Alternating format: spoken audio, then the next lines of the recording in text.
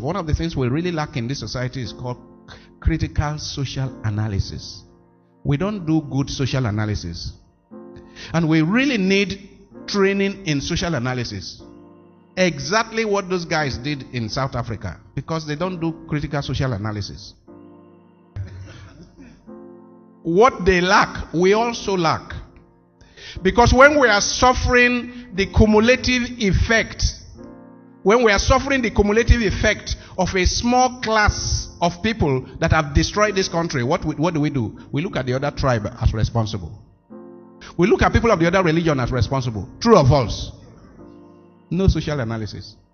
And all leaders of thought should constantly gather their people and teach them and make them know the people who have put us in this mess. And the people who have put us in this mess, they come from north and south and east and west and Igbo and Hausa and Yoruba and Tiv and Jukun, all over.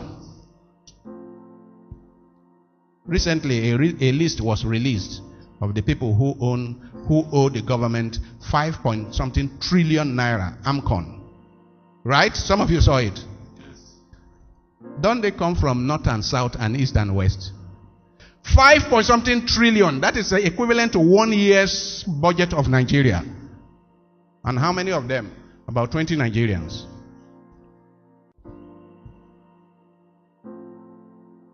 Tomorrow you come and tell me that it is one part of the country that is putting us here. We really need serious social analysis. Why are we where we are? We are all oppressed in this country. Go to Damaturu, go to Zamfara, go to Yobe and see the poverty of the poor. Their big men are oppressing them.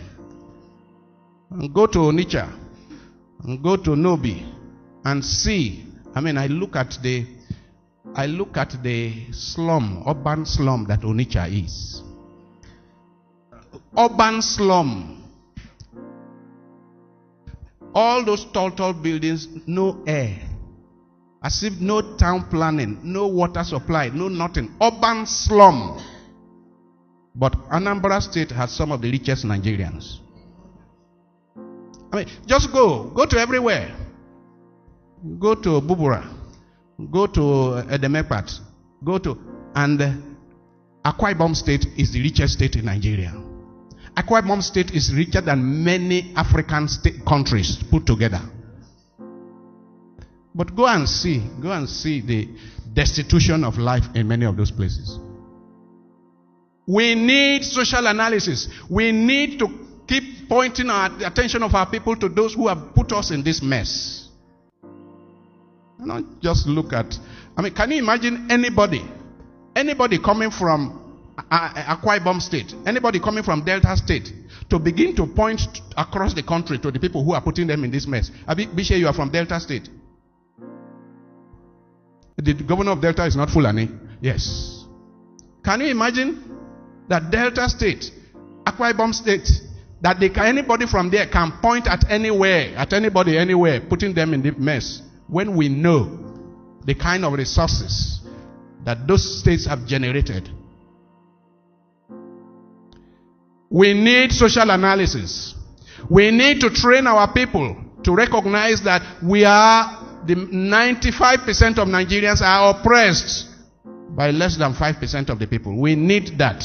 This is the kind of thing Amos was talking about. And in our churches, pastors, priests and preachers and evangelists need to help their people with social analysis, to recognize that there is something wrong in the way we carry on. And it is not enough to honor people for bringing big money to church. People's consciences must be challenged. When people come to church in a country like Nigeria, they should go home with their head bowed, thinking about, what can I do? It is not all the time people come to church that they should go home rejoicing. Many times they should go home weeping, with a commitment as to what is going to change in the manner they conduct their lives. Amos says that many people cannot claim to belong to God while living off the misery of the poor. We need a Amos in this country. We need Amos in every part of this country. I mean, we are all shouting now, Boko Haram, bandits, Boko Haram in the northeast, bandits in northwest, all kinds of things all over the place. But we know what the leaders have done to children in that place. We know how millions of children have been left for generations without school. We know how those places have been robbed. I mean, once upon a time, some of the richest human beings in this country were in Borno State. Once upon a time. We had people in this country, we had people in Maiduguri that built houses with gold. Everything inside was gold. We had people.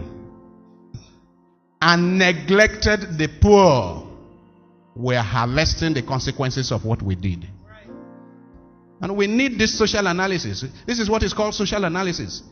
This is our problem today. How did we get here? And don't buy all that nonsense on social media that it is because of the other tribe, it is because of the other religion. Don't buy all that nonsense. And I don't want anybody in Luke's Terra to buy all that nonsense. Ask yourself, how well has your local government been run? Ask yourself, how well has your state been run? When your governor carries all your money and takes overseas, then you are suffering the consequences of no resources. Then you are calling another tribe. What kind of idiots are you? We need social analysis. We need to think, use our heads. So, beloved, I believe we all heard what Reverend Father Ehusani George has to say concerning the situation in Nigeria and what we are facing. The man of God actually tells us not to actually caution blame on some certain kind of people or category of people. And I know probably he's going to actually stir up some conversation at the comment section, but I want us to look at it from the positive side, because he says that we cannot blame our problem and misfortunes on some certain kind of people like the bandits, the Boko Harams, some ethnic groups in Nigeria, and some religions in Nigeria, that if we want to get a better nation, we should actually attack this thing from the rich down to the poor. And the rich are actually oppressing people in their community, lack of education. If you are rich, is it not to extend it to the poor? That is one thing I want to ask. If you have money in excess, is it not for you to do for people to know that, oh, this person is actually richer than us? He could not just only satisfy the wants and need of his family alone, but he also does that for his community. But no, riches are something that people enjoy or thrive in doing by actually looking at other people like nothing, because once they get money in that particular community, just take your community, your village for example, the families that are well to do, how do they treat the masses? How do they treat other people? They treat other people like a nobody. You're a son of a nobody, and let's say their daughter or their son intends to marry from a family that is not well to do. They say, no, you cannot marry from that family. There's nothing to write home about that family. All those shenanigans. So Nigerian problem is not just the politicians, if we want to tackle it. And then there's something that he says that actually interests me about 20 individuals that are Nigerians that are owing almost a budget of a year, and that just blew my head over the roof. And they are still owing more as the year progresses, more debt, and that could actually solve all our problem for a year as a nation, not even a state, not even a local government, a country as big as Nigerian budget is. When President Bola Ahmed Tinubu, they are calling trillions of nairas, billions of nairas, you'll be asking how. And then 20 individuals, and those people are from the northern part, the west, east, and some other few states in Nigeria that make up this 20 list of people that the government has actually loaned money to, and they need to return this money which they have not returned. So how can we actually attack corruption when these same people, they are also ministers, probably governors, probably representative in the government? So the best thing to do is to actually trash out those people. If we really want to actually make this system work, we need to renew our mindset, honestly. And some people will find it very difficult to actually comprehend and say that he's being biased in this video. He's just talking, he's actually blaming some sets of people. No, honestly, the extent you lend, or the helping hand you lend to your neighbor, your brothers and sisters and people surrounding you, it matters a lot. I feel like if the rich did not discriminate us the poor in the manner which they do right now, I don't think the situation of Nigeria will be the way it is right now. I feel like a lot of things would have been different, and some problem would have been attacked or face different or solve different, but it's getting worse.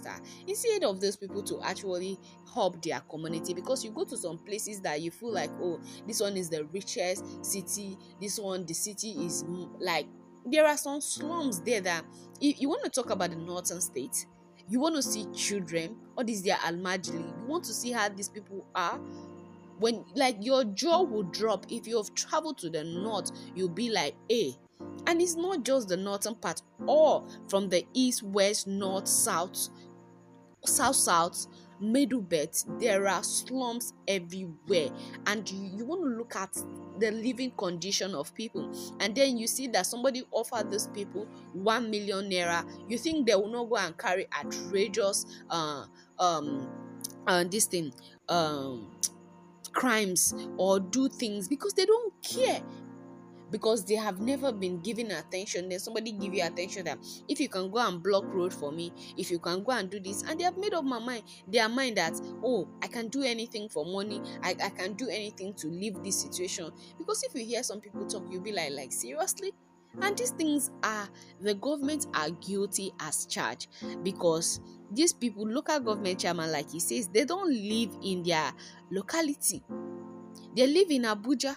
State governors don't live in their locality. They live outside the country or Abuja, where is happening, where is bubbling. So how do we make this change? If these people, if you want to be, I always say something in my videos, that something that you don't know anything about, something that you have not studied, something that you don't have love for, I don't think you can actually do that particular thing. Because if you have love for something, you're going to do it with all your heart. Let's say you find interest in something, it could be fishing, sewing, anything. Once you love doing that thing, you do it with ease, you do it with peace. You don't have to struggle to do it, you don't have to compromise to do it, you don't have to do eye service to actually get that particular job done, because it's your field, it's your area, it's what you love doing. And I in terms that these politicians are not going into positions or offices just to help the masses, they are going there for their selfish interests, because there's enough money. I used to remember those days when I was in school. There's something that my landlord actually say, because sometimes like you're coming back from school, he stops you guys to actually have a conversation. And I remember back then, me and my roommate, he was actually gisting us, and he was like, oh, back then when he actually did his masters and he was seeking for job, there were government offices that were open to him, that were recommended by his fathers, uncles, and family members that were in government, working in government. But because of how the payment sector was very, very little, but the private sector were paying more, he decided to actually go for the private sector. He didn't want to work for the government because the pay was too small. But we should look at it right now, that the government are taking times 10 of what the private sector is actually paying. He's not going to say, oh, he regrets, because he has already retired. And he was just trying to tell us that anywhere we find ourselves, in as much as we want to be self-employed and all that, we should also link towards the government. And because there's more profit at the end of the day when you go on your retirement, and you could still get something. That is the difference between the government and the private sector. And I was like, okay. There were some days back, I was just flashing back to what the man was saying back then, and I was like, actually this man was making sense. But the way that people are going into they want to be employed by the government, they want to become government worker, just quote unquote, just for the money, not because they love doing that thing. You see somebody that is it's into health department, they don't even report to office. You see somebody that is into agriculture department and all that in local government, they don't report.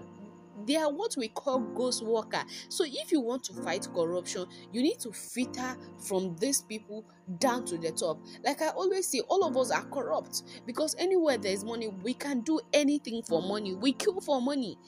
A lot of people that have become what they have become today, it's because of money, the love for money. I'm not saying that money is not good.